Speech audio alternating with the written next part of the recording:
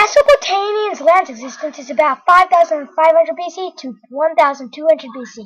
The normal day of a Mesopotamian's life was based on most of their work.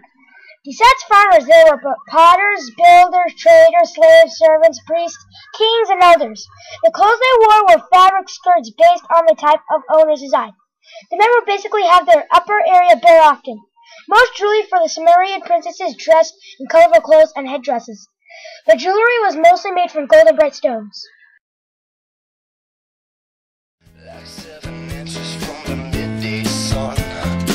Well, I hear you whispering the words to melt everyone, but you stay so cool. My Mona Lisa, my Spanish Harlem Mona Lisa.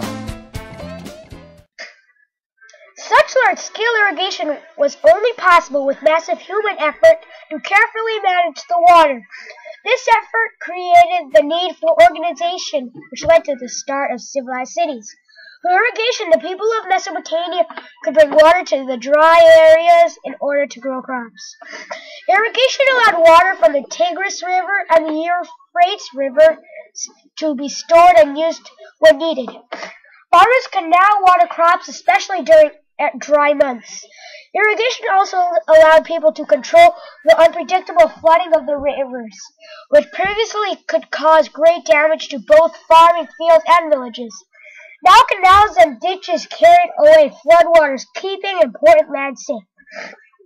Crops grown included barley, wheat, emmer, grain, vegetables such as onions and cucumbers, and fruit such as figs and apples. Fields not suitable for crops were used for grazing animals, such as goats, sheep, and cattle. These animals provided meat, milk, and wool. Horses, camels, and donkeys were also used to help assist people with their work, farming. The Tigris and the Euphrates rivers for irrigation allowed the people of Mesopotamia to have reliable source of water. Water is extremely important for life, for drinking, washing, recreating, transportation, trade, natural resources, gold, coral, clay, silt, and food. My reason for reason, the step in my groove, and if you said this life ain't good enough, I'd give my world to lift you up. I could change my life to better. The girls did not have the same rights as the men, but they did have most. Women sold local goods at the markets for money to help provide for her family. She would also be sent to gather food for the family. The daily life for men were for them to wake up in the morning and go straight to work. After doing that, they would more than likely eat dinner, but right after that, they would go right back to doing work at home, such as gathering food for the family, for other stuff. The Fertile Crescent homes are just about like nowadays. The rich mostly lived in the poor would live in the medium and small houses. The Mesopotamians, though fat, going to school was a must, but only the boys had rights to go to the school. That does not mean the girls did not get an education. If the parents wanted the girl to get an education, the parents would have to teach her themselves, as if that would be very hard because they were always working around the house. The Mesopotamians were very artsy and were always making things out of clay or even making jewelry. About their music, Fertile Crescents made their own instruments. Some of them we still use today.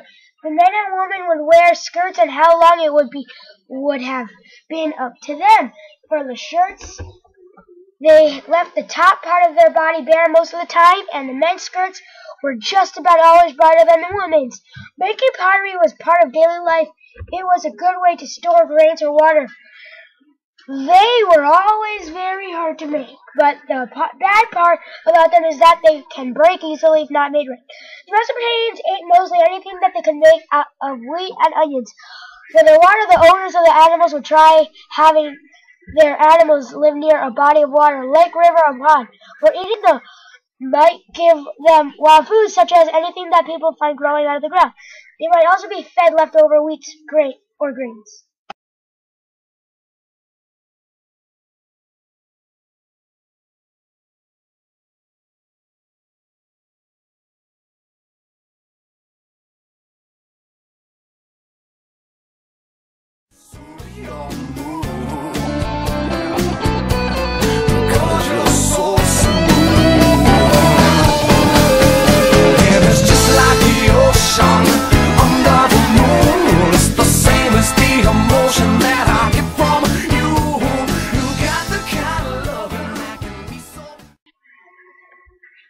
Slaves were the bottom of the social hierarchy but were generally treated well.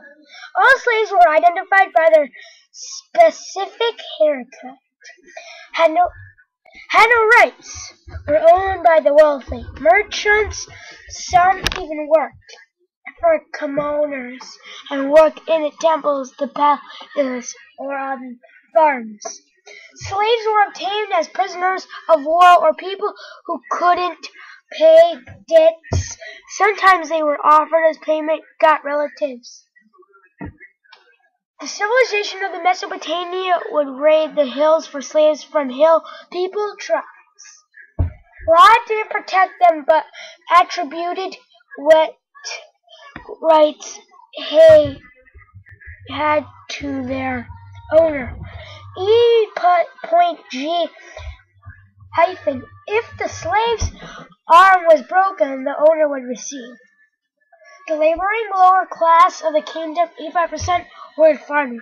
The specialized trades, men, non-farmers, were paid uniform wages from the surplus collected from the farmers as taxes. Women enjoyed more rights than in the other social orders, had close family ties. Born educated boys were taught their father's trade, girls were taught to care of the home and children by their mother.